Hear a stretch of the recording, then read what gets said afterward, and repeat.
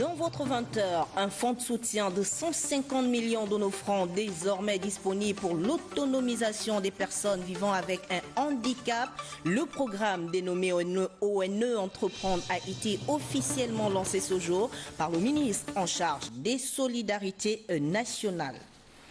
Le social n'est pas en reste. La rédaction de Gabon Première s'intéresse ce soir aux conditions d'attribution des noms en République gabonaise. Comment le nom doit-il être composé? La réponse, c'est dans ce journal.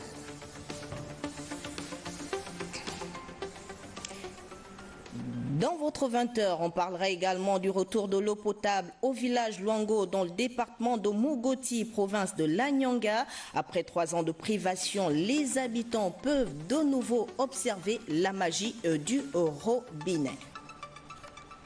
Mesdames et messieurs, bonsoir et bienvenue sur Gabon Première. Économie en ouverture de cette édition d'information. La création d'une usine de biotanol à base de manioc au centre d'une séance de travail entre les hommes d'affaires chinois et les ministres de l'Agriculture et de la promotion des investissements privés. Bien dit, Wanganga Moussavou et Jean-Fidèle Lotondo ont voulu avoir plus d'explications sur cette opportunité d'affaires. Guifren Dombian, Arnaud Mengue pour les détails. Avec à leur tête le secrétaire général de la Chambre mixte de commerce et de l'industrie Chine-Afrique, cette délégation d'hommes d'affaires chinois est venue soumettre un projet de production de 300 000 tonnes de bioéthanol au ministre en charge de la promotion des investissements. C'est une des meilleures destinations des investissements étrangers et sur ce sol gabonais. Nous avons fait un choix approprié, judicieux à tout égard. Il s'agit d'un projet de 120 millions de dollars américains d'investissement pour le développement des plantations agricoles et 500 millions de dollars américains pour la transformation du manioc. C'est un projet qui porte le développement de notre économie. C'est un projet qui va consommer de la main-d'œuvre, donc une création d'emplois assez conséquent. Et c'est un projet qui verra se développer d'autres secteurs de l'agriculture. C'est un projet complémentaire à celui d'Olam. La localisation de ce projet industriel dans la périphérie de Libreville va bénéficier de la proximité de terres arables dans la zone de la Rimboué et va bénéficier aussi de la possibilité d'être desservi par le train, par le chemin de fer. Donc, la production qui viendra de l'intérieur du pays comme des zones, comme des champs situés à proximité, pourra être transformée sur place, sur le site qui a été identifié jusque-là. Après les intérêts manifestés par les deux parties, un accord devrait déboucher sur une signature d'arrêt d'intention le 5 septembre prochain. Je vous l'ai dit en titre, les personnes vivant avec un handicap ont désormais à leur disposition un fonds de soutien pour la création de leurs activités génératrices d'emplois. Il s'agit du programme ONE Entreprendre qui a été officiellement lancé ce matin par le ministre en charge des solidarités nationales, Roger Ouonumba, Guifré Ndombian et Arnaud Mengue. Permettre aux personnes vivant avec un handicap de se prendre en charge par des activités génératrices de revenus et l'auto-emploi, c'est l'objectif du programme ONE Entreprendre. C'est donc une action de solidarité agissante qui vise à donner un cachet particulier au processus d'autonomisation de nos compatriotes, trop souvent victimes d'exclusion sociale. Cette mesure a été matérialisée par la signature le 7 mai 2019 d'une convention avec la Direction générale des affaires sociales. C'est donc 150 millions de francs CFA que le Fonds d'aide à l'insertion et à la réinsertion professionnelle mobilisera sur 5 ans pour accompagner le financement des activités génératrices de revenus d'au moins 300 personnes vivant avec un handicap. C'est une action qui concourt à l'autonomisation des personnes ciblées. Beaucoup parmi nous, personnes vivant avec un handicap, nous n'avons pas la culture des affaires. Il est donc nécessaire d'apprendre aux bénéficiaires de ces financements à gérer un projet, à épargner, à réinvestir et leur donner aussi la technicité nécessaire à la bonne conduite de leur activité. Tout en les encourageant, le ministre des Solidarités nationales a appelé les bénéficiaires à faire montre de détermination dans leur projet. J'avais un discours, j'ai laissé de côté parce que je voulais parler avec le cœur. Et j'ai dit, je vous parle à vous comme je parle à n'importe quel citoyen, à n'importe quel opérateur économique, à n'importe quel autre humain. C'est une belle initiative Il y a 200 millions qui sont déjà mis de côté. Il y a 30 millions qui vont commencer pour accompagner les premiers postulants. Mais vraiment, le gros de la réussite dépendra aussi de vous. Des sensibilisations et des formations sont prévues pour leur permettre d'être outillés en plus de bénéficier d'un accompagnement technique supplémentaire. Social, on y reste. Comment le nom gabonais doit-il être composé? La loi gabonaise encadre-t-elle l'attribution du patronyme? Si oui, les dispositions du Code civil sont-elles toujours respectées par les Gabonais? Plusieurs interrogations auxquelles tentent de répondre Arnaud Mbabekong et Arnaud Mengue dans ce focus de la rédaction. Le nom patronymique, encore appelé nom de famille, est celui porté par toute personne. Celui-ci permet de la distinguer parmi les autres. Au Gabon, la loi non seulement l'encadre, mieux elle fixe sa composition à l'article 93 du Code civil. L'alinéa premier de cet article dispose que, je cite, « Tout Gabonais doit avoir un nom auquel s'ajoutera celui de son père et éventuellement un ou plusieurs prénoms. » Fin de citation. À l'esprit de cette disposition, on obtient ceci à titre d'exemple. Eyele, nom de l'enfant. Mvé, celui du père. Rodolphe, son prénom. Ce qui correspond à Eyele Mvé Rodolphe, son nom est conforme à l'article 93. Cette conformité, on en trouve aussi chez de nombreux Gabonais. Ondo Kwage et Mi Florette. Je me prénomme Avitine Zaoud Anidan Joseph. Moi, c'est Ondo Kouma, Robert Christian. Mais connaissent-ils tous les dispositions contenues à l'article sus-évoqué? Je ne suis pas au courant. Je ne suis pas au courant que la loi définit comment doit être le nom du Gabonais. Je n'ai pas la connaissance de la protection du nom par la loi. Non, je ne suis pas au courant. Dans notre pays, des milliers de Gabonais, par méconnaissance ou pour des raisons culturelles, on ne saurait le dire, ont un nom patronymique qui viole subtilement l'article 93. Exemple, Ndiengi Martial. Ndiengi son nom, celui du père n'y est pas. Afin d'assurer la plénitude de cette disposition, certains officiers d'état civil s'efforcent d'orienter les parents sur la composition du nom de leur nouveau-né.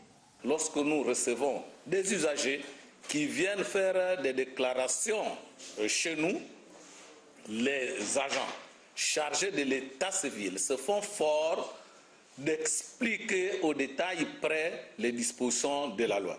Mais comment expliquer que de nombreux Gabonais puissent avoir des noms en violation de la loi?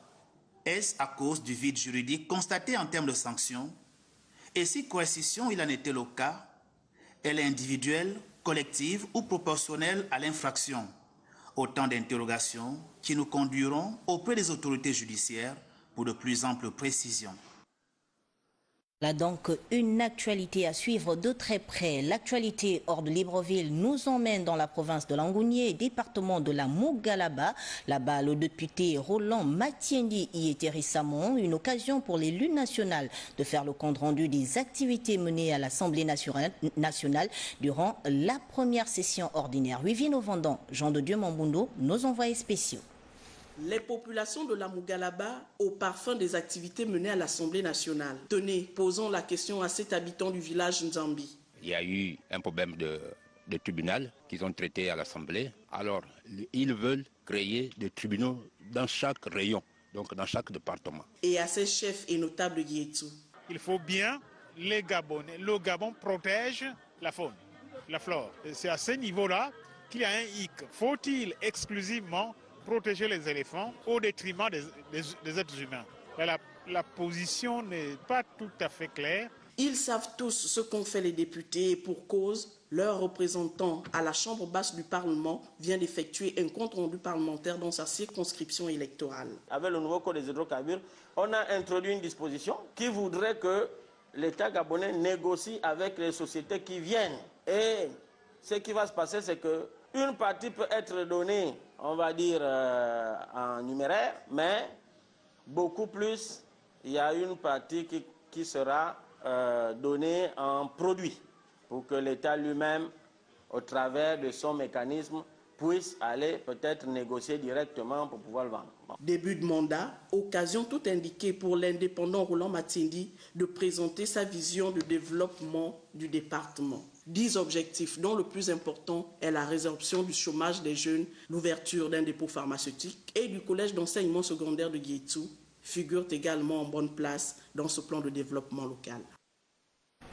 Les habitants du village Luango, dans le premier canton du département de Mogoti, province de la Nyanga, renouent enfin avec la magie du robinet. Ceci grâce à la réhabilitation du forage et la mise en service d'une dizaine de pompes publiques, une action du député Alexis Boutambambina, Rodolphe Mukambimboma et Eric Kassa. Fini le calvaire des longues distances à la recherche de l'eau potable. Désormais, le précieux liquide est disponible devant les habitations. Une dizaine de points d'approvisionnement vient d'être mis en service grâce aux travaux de réhabilitation du forage du village Luango, financés par le député Alexis Boutambambina. Ce soir, ils viennent officiellement faire couler l'eau potable à Luango. Gardez l'eau là, quand vous gardez vos bébés. L'eau, c'est la vie. Si le président Ali Bongo Ondimba, dans son programme d'accélérer le développement de notre pays, au-delà des problèmes de crise, Luango bénéficie de cette donnée de vie. Après 3 années de galère, le chef de village remplit enfin son premier seau d'eau potable. Notre ministre Alexis part lui demander, quand il nous donne, nous sommes très contents aussi. Vraiment, félicitations de ce qu'il fait dans Luango. Plus tôt, c'est un important don de tenue de commandement remis à l'ensemble des chefs des villages et de regroupement de villages du 1er et 2e canton de Mogoti par l'élu national en appui aux efforts du gouvernement. Nous sommes tous heureux et surtout aujourd'hui, de recevoir au maître de notre député, bien sûr qu'il est député du 1er canton, mais il habite la commune, donc c'est notre député de la Nyanga qui a voulu nous offrir les tenues de la chefferie. Des gestes du cœur que le député Alexis Boutambambina ne cesse de multiplier au bénéfice des populations du département de Mogoti. C'est bon. Continuez à faire. Dieu va vous donner la fin. Retour sur Libreville, on parle des activités de l'ONG Active qui vient de mener une opération de dératisation et de désinfectisation au centre d'accueil des personnes en difficulté sociale d'Angonje. Elle en a profité pour offrir un important don des produits de première nécessité. Andy Tungi sur les images de nos confrères de Télé Africa. Les membres de l'ONG Active au chevet des enfants en difficulté sociale d'Angonje, dans leur main des produits de première nécessité remis au directeur du centre d'accueil. Le Gabon est un laboratoire de solidarité, donc nous sommes venus apporter notre modeste contribution à ce centre d'accueil qui a son sein nos enfants. Donc nous avons tenu à apporter notre modeste contribution, notamment des denrées alimentaires. À côté de cette action de solidarité s'ajoute également une opération de dératisation au bénéfice du même centre. Nous disons un grand merci. Un grand merci aux frères et sœurs que vous êtes, aux papas, aux mamans, aux tontons, aux grands-pères que vous êtes pour ces enfants. Un grand merci pour nous, parce que c'est un soulagement. Ces enfants sont d'abord les nôtres et la responsabilité de les éduquer nous incombe tous. C'est pourquoi on est toujours touché, honoré de voir des ONG, de voir des organisations, des personnes sensibles à la cause que nous menons ici et qui n'hésitent pas à nous soutenir. Le geste que vous faites est fort, c'est vraiment un élan de solidarité. C'est un exemple également pour ces enfants qui sont l'avenir du Gabon, l'avenir de l'Afrique de demain. Merci encore et que Dieu vous bénisse. L'ONG Active poursuit sa vision, celle d'assainir les quartiers et autres espaces et l'amélioration des conditions de vie des personnes en difficulté sociale. Nous allons également dans la province du Haut-Ogooué, département de la CB Bricolo, où les étudiants originaires de cette localité viennent d'organiser à Okonja une série d'activités culturelles parrainées par un fils de la région, Hervé Nkona. Les détails, c'est avec Jean-Romano Lubaluba et Fabrice Lebomba. Un peuple sans culture est comme sans fondement. Ici à Okonja, dans le département de la CB Bricolo, ils l'ont compris. Cette année, les étudiants originaires de ce département ont permis aux fils et filles de cette localité de célébrer en communion la diversité culturelle qui caractérise cette contrée. 2 semaines de pur plaisir, de bonheur et de partage imaginés par l'association Etami.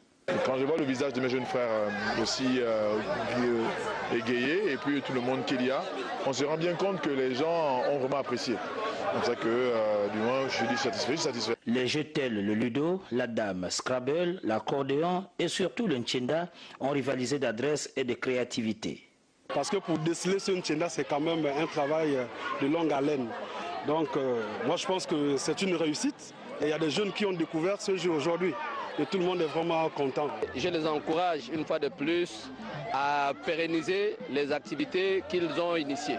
ETAMI est une structure associative, apolitique et à but non lucratif créée par Hervé Georges Nkona Okuma.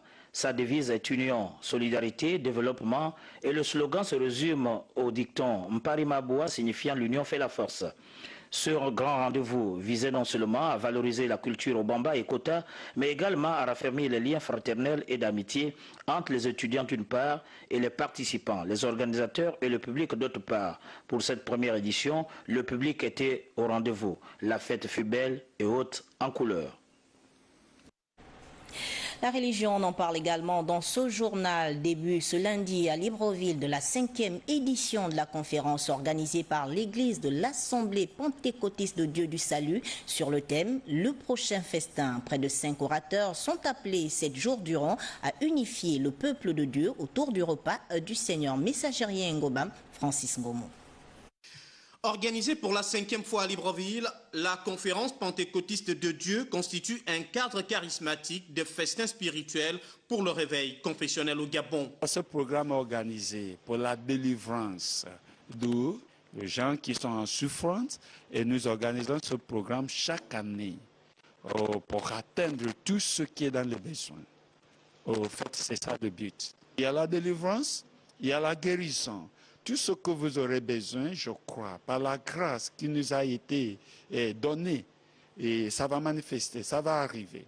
Familier depuis quelques années aux chrétiens de la capitale gabonaise, ce rendez-vous annuel d'une durée hebdomadaire devient pour beaucoup une plateforme de consolation propice face à plusieurs difficultés. Et nous voulons amener effectivement le plus grand nombre à réaliser le but de leur vie. Et le but étant le royaume de Dieu. Ce que Dieu dit, c'est que nous devons nous perfectionner à chaque instant. Vous savez, il faut apprendre à tout moment. La Bible dit comment on peut périr faute de connaissance. Mais si on se dit qu'on est déjà arrivé, alors que nous avons encore un chemin à parcourir. Donc nous avons besoin de temps à autre à nous instruire, à nous former pour être à la hauteur de la responsabilité qui nous incombe. Avec plus d'une vingtaine de sous-thèmes au chapelet, la 5e conférence pentecôtiste de Dieu entend être le meilleur banquet pour cette année en faveur du Seigneur. L'actualité hors de nos frontières, direction République démocratique du Congo. Là-bas, le gouvernement est enfin connu. Il a été formé après plusieurs mois de moult discussions entre les formations politiques du PDT, Félix Tshisekedi, et de l'ex-PDT, Joseph Kabila. Le récit est signé Patricia Lidimoueli. Ce gouvernement de 66 membres est dévoilé après 7 mois d'attente. 42 sont issus des rangs du Front commun pour le Congo, plateforme pro-Kabila, et 23 du Cap pour le changement du président Félix Tshisekedi. La formation politique de Joseph Kabila conserve donc la majorité des postes et parmi ceux-ci, la justice, la défense, la décentralisation, les affaires humanitaires qui sont confiées à ses proches, pendant que l'intérieur et les affaires étrangères reviennent au parti du chef de l'État. La coalition CAP pour le changement, le FCC, avait décidé de se départager les postes régaliens. Dans ce nouveau gouvernement, 17% des portefeuilles ont été attribués à des femmes, une faible proportion, comme l'a d'ailleurs reconnu le Premier ministre Sylvestre Ilunga Ilukamba, un sujet qui, lors des tractations, a pourtant fait couler beaucoup d'encre. Du côté de l'opposition, cette équipe gouvernementale, trop nombreuse, risque de peser énormément sur le budget de l'État. Toutefois, le nouveau gouvernement doit être investi par l'Assemblée nationale et devra rapidement se mettre au travail au regard des urgences dans les domaines de la santé, l'éducation et la sécurité. Fin du sommet du G7 à Biarritz en France, une rencontre à laquelle ont pris part 5 pays africains. L'insécurité au Sahel a focalisé les débats et la situation de la crise en Libye a aussi figuré parmi les sujets évoqués par les dirigeants du G7. On retrouve Patricia Lidimoueli. Un sommet du G7 qui se termine par une annonce, la tenue d'une conférence internationale sur la Libye pour réunir tous les pays impliqués de près ou de loin dans le conflit. Ils devront donc se prononcer en faveur d'un véritable dialogue national entre les partisans de Tripoli et ceux de Benghazi. À l'issue de ce G7 que nous venons de tenir, pendant près de 2 jours, évidemment vous rendre compte, mais avant toute chose, remercier le président Trump, l'ensemble des chefs d'État et de gouvernement présents pour ce travail extrêmement productif et les très bonnes discussions, les très bons échanges que nous avons eus depuis samedi soir ensemble. En effet, il y avait beaucoup de nervosité au début de ce G7, beaucoup d'attentes, parfois beaucoup de tensions, de conflictualité qui pouvaient être rapportées. Et je peux ici vraiment dire que ce à quoi nous avons tenu ensemble tout particulièrement, c'est qu'un message d'unité, un esprit positif des discussions puisse ressortir, et c'est ce qui est vraiment ressorti de nos échanges. Lors de cette rencontre qui s'est appesantie essentiellement sur l'insécurité au Sahel, la situation de la Libye était aussi à l'ordre du jour. Les dirigeants du G7 ont évoqué l'affrontement entre les 2 hommes, notamment le Premier ministre Fayez El-Sarraj et le maréchal Khalifa Haftar. Et pour dénouer cette crise libyenne, 2 médiateurs ont été choisis, l'un pour les Nations Unies et l'autre pour l'Union africaine. Du sport, on en parle. 6, c'est le nombre de médailles engrangées à ce jour par la délégation gabonaise à Rabat pour le compte des Jeux africains. Cette 6e médaille est de bronze et a été remportée par le karatéka Claude-Marie Nguema-Edan. Ce dernier en effet battu le Sénégalais Omar Ndao, envoyés spéciaux Serge Ranosino et Cyriaque Harris. Marie-Claude Nguema-Edan est incontestablement la satisfaction gabonaise de cette journée avec la médaille de bronze obtenue de haute lutte en comité dans les moins de 75 kg à la faveur d'un repêchage au cours duquel le Gabonais s'est imposé 6-0 face au Sénégalais Omar Ndao. C'est une satisfaction quand même parce que ça fait la 3e participation, mais après les derniers Jeux de 2015 à Brazzaville, je n'avais pas participé. J'étais en France et puis la fédération ne m'avait pas contacté, mais cette fois-ci ils m'ont contacté avec le ministère. J'ai bien préparé ma compétition, je suis arrivé et j'ai croisé, c'était une petite délégation de mes coéquipiers, mais une équipe du Gabon rajeunie et très talentueuse. Il fallait que j'essaye de faire une symbiose pour remporter cette finale et je l'ai remportée. La médaille de bronze de Marie-Claude Nguema-Edan vient accroître la moisson gabonaise qui se chiffre désormais à 6 médailles, 2 médailles d'or et 4 médailles de bronze. Quelques nouvelles en bref, toujours en sport, la boxe, fin de course pour Franco Bombé. Le boxeur a été éliminé cet après-midi par l'Algérien Oussama Mordjanier. Au point, le Nob A rentre donc bredouille. Et puis tennis sur course, Hervé Nchandier éliminé en 8e de finale pour Mondir du Maroc. Et puis les bonnes nouvelles sont la médaille de bronze de Claude-Marie Edan au karaté et la qualification de Célestine Avomela en finale du tennis en course. Rendez-vous demain sur le 200e mètre, les athlétismes avec Guy Manganga.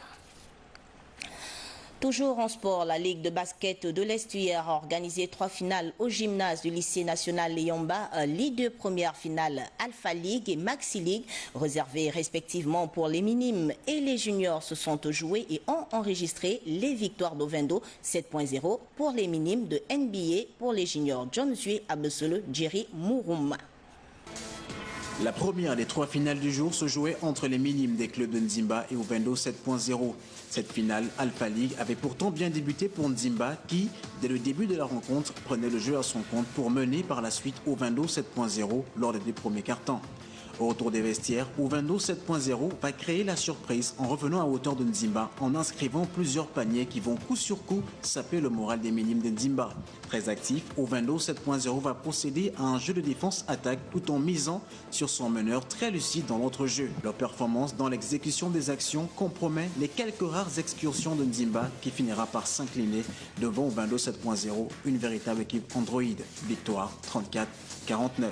En deuxième heure, la finale de la Maxi League entre NBA et Akournam va être une rencontre très animée avec des joueurs qui vont offrir au public un véritable spectacle. Pour les juniors de NBA, le basket étant la guerre, les juniors d'Akournam ont eu beaucoup de mal offensivement lors des duels sous la raquette contre NBA. Les rebonds offensifs n'ont pas été à leur avantage. Les déchets de ces shooters ont révélé le manque d'implication d'un groupe pourtant promis un bel avenir. NBA, emmené par son MVP Eric Assoumou, enchaînera les bons coups pour remporter le trophée à la fin.